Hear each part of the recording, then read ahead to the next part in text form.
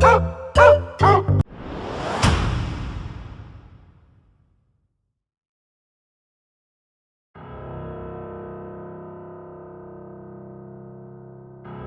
from the Scarlet Shadow.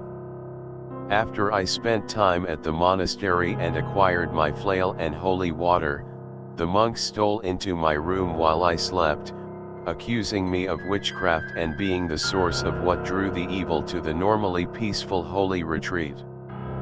Blessed be. I withstood the trials the monks beset upon me, and they declared me free of evil and witchery. That was good, as I did not want to have to kill any of them. I did learn that the town physician, Dr. Manning, was hiding something, but it turned out to be some petty war crimes and nothing more. Troubling news.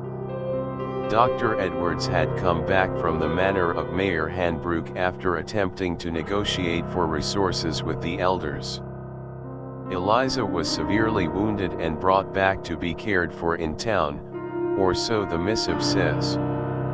I am not sure I trust the doctor much. He appears a base coward to me.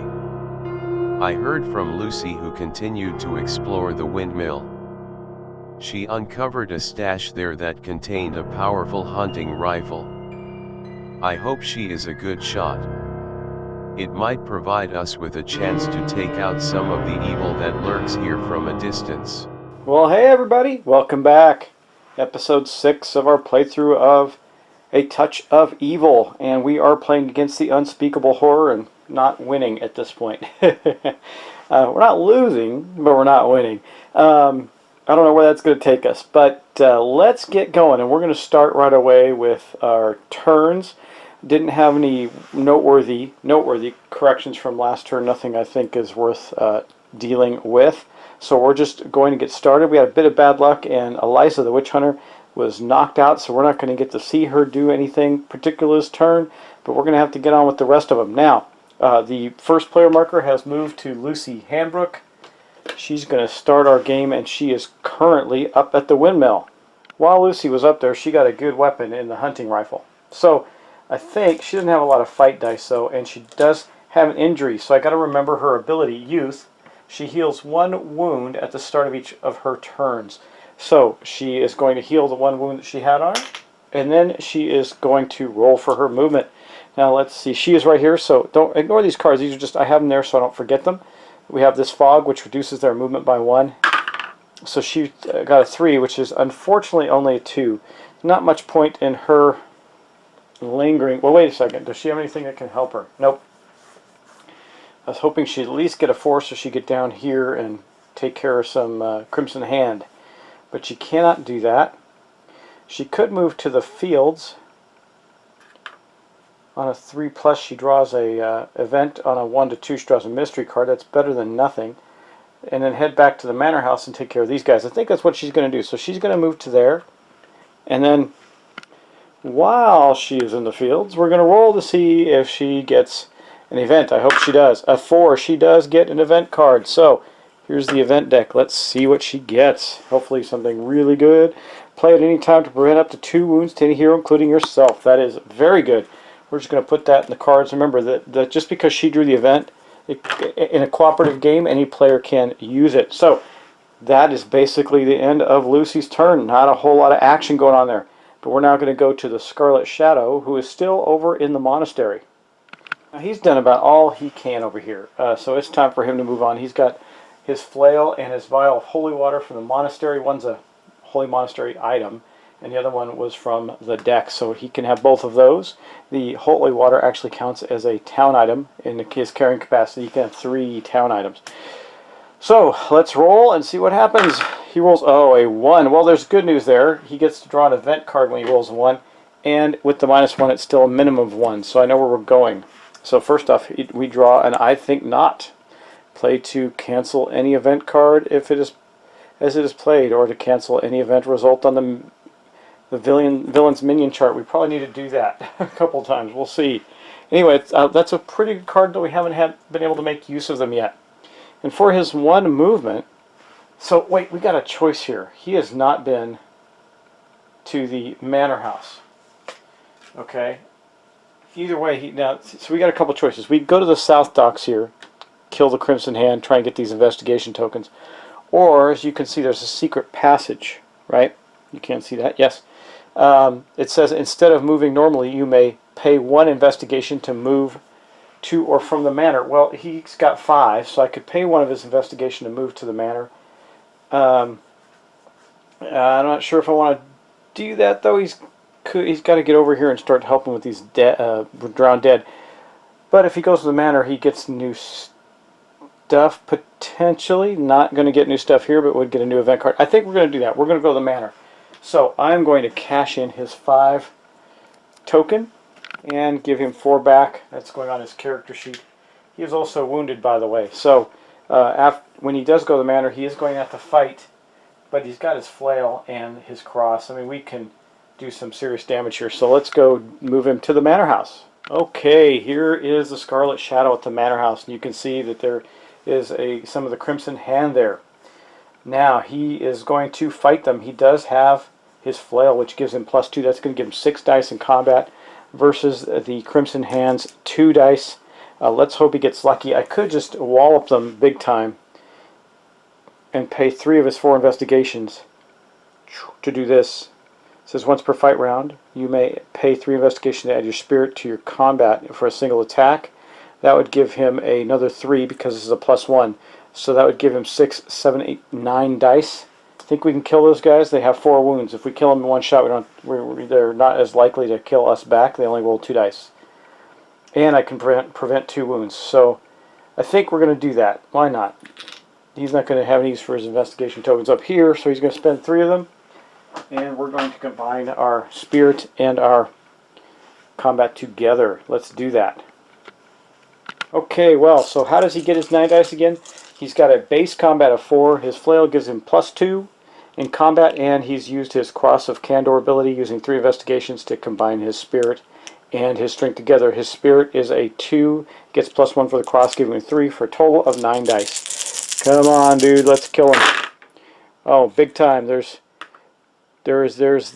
are dead right there, and that's exactly what he needed, was 4 hits. So we're going to kill the Crimson Hand, but they're going to get to attack with 2 back, and they got 1 more hit on him. That would do him in, but we're going to play a card. This one. Play any time to prevent up to 2 wounds to any hero, including yourself. Boom. So we have used this event, and he has not taken that damage. We have killed one of the Crimson Hand. That is always a good thing. And we are going to get, for killing one of the Crimson Hand, we are going to get 5 investigation. That is awesome. There's his 5, so he's 6 now. The Scarlet Shadow crept out of the secret passage between the monastery and the manor and snuck out and killed the Crimson Hand that had also killed some militia and knocked Eliza out that were on the manor grounds. But now he also gets to draw manor cards. So that is a good thing. Let's see what he gets. Poltergeist. That's not a good thing. You must use spirit to fight. Poltergeist can only be hit on a roll of 6 instead of the normal 5 or 6. If defeated, gain 6 investigation. Yeah, I think this manor house has not been very lucky for us. Let me think about that. Well, he's going to have to do 1 round with him, right? And they're likely to get him. They got 4 fight dice, so it's not looking good, and he has to roll 6s. Anyway, he gets a 3 dice for a spirit. His cross plus his base spirit of 2. So let's see what he gets. Well, he did kill them. He got 2 wounds, so he killed them. Now let's see if they kill him back. And I already burned that card, unfortunately. So they're going to get 4 fight dice.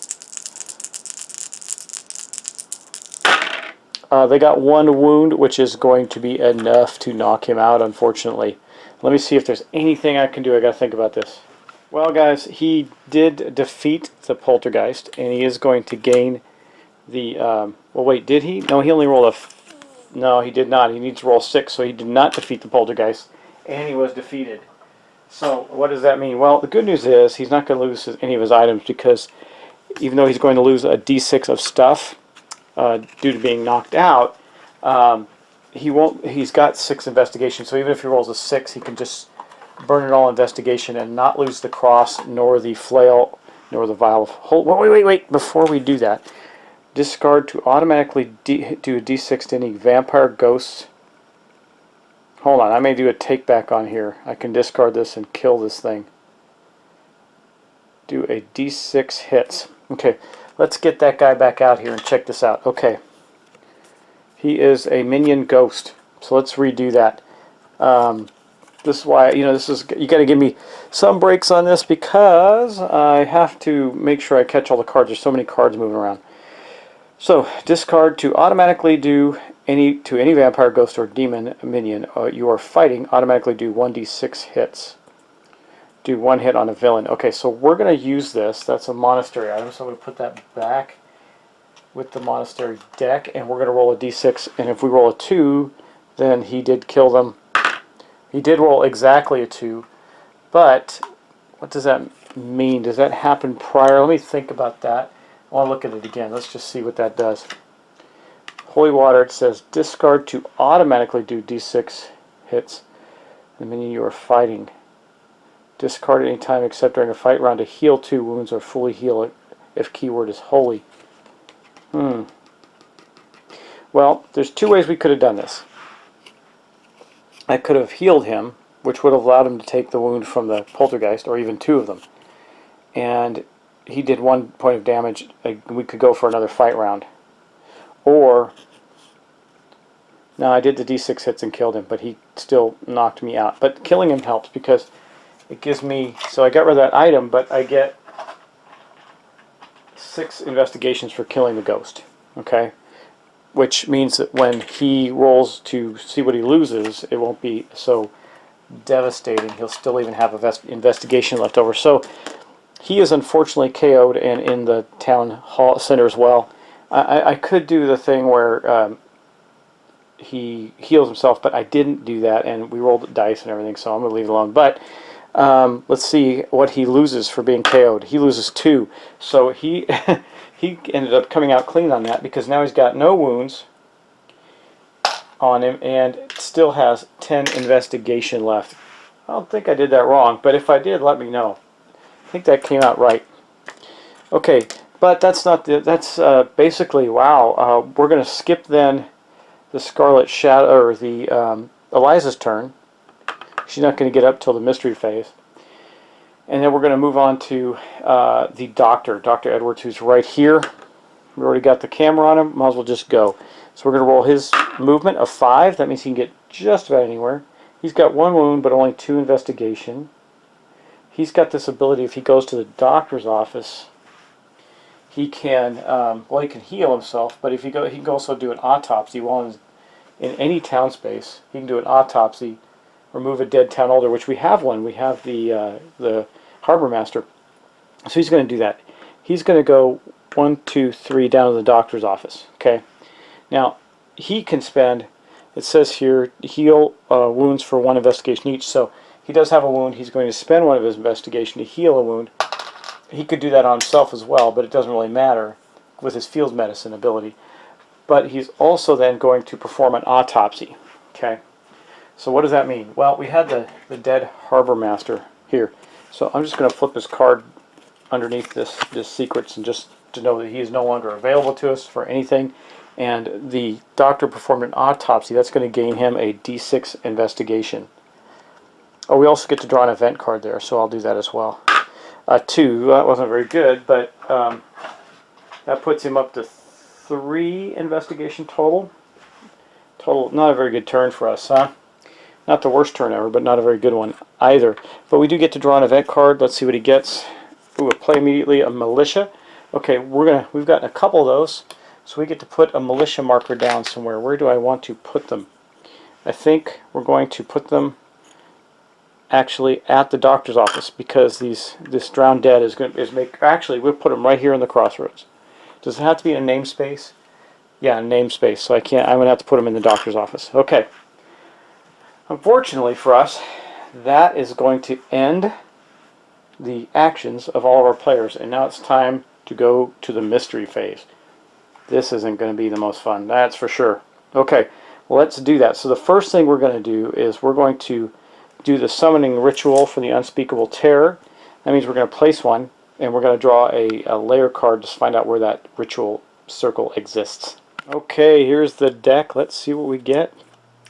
Boom, we get the marsh. Well, that's actually on the main board, so I'm going to discard that. We're going to put this layer back, and I'm going to go to the marsh. So here's the marsh. So we got a summoning circle there now, and now we have to roll to see what kind of creature comes out on it. A 2. On a 1, 2, or 3, there is no additional effects, so we just place the circle out there. There's no minions. Hey, we caught just the slightest bit of a break, but that's only one of the things that happens. Next up, we have this. The Drowned Dead, ignore, okay, boom. At the start of each mystery phase, move 1 space toward Town Hall. So, this Drowned Dead here is going to move up 1. That's it. Now we got to go to the middle board. There's some movement there, 2. Okay, we got 2 of them here. So this guy here, he's going to move over to the crossroads over here. You can't quite see that. It's a little bit off camera there, right there. And then this one here is also going to move off the board. And it's going to go right here.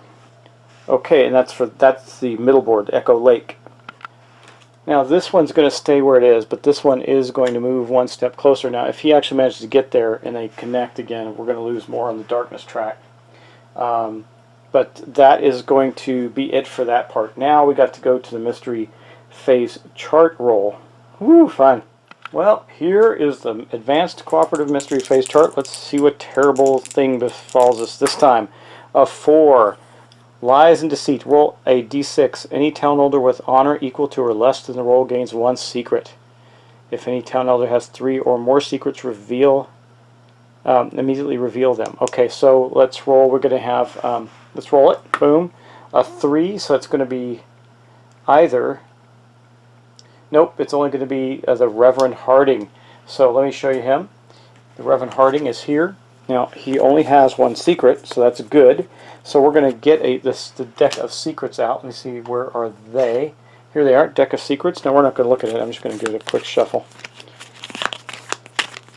And we added a secret, boom, to Dr. Harding. So now he has 2 secrets underneath him.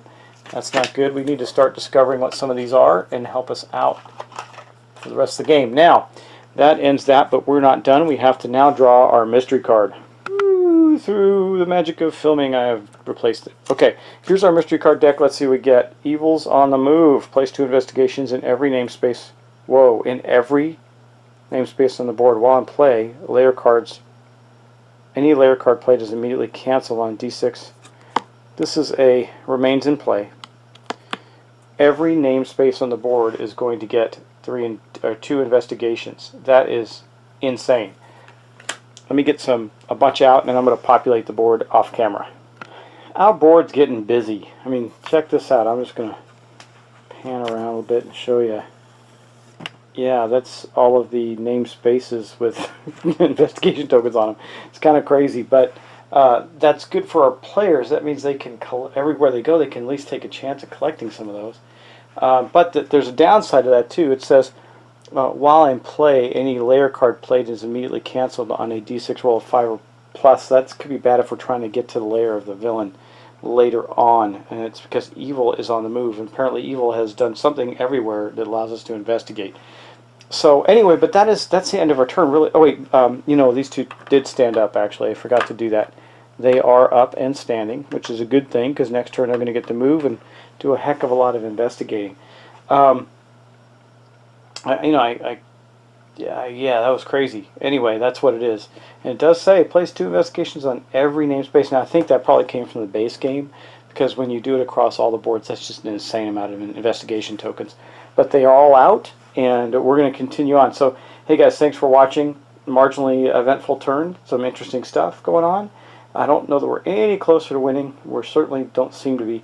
But I do appreciate you watching. Thanks, and I'll talk to you next time.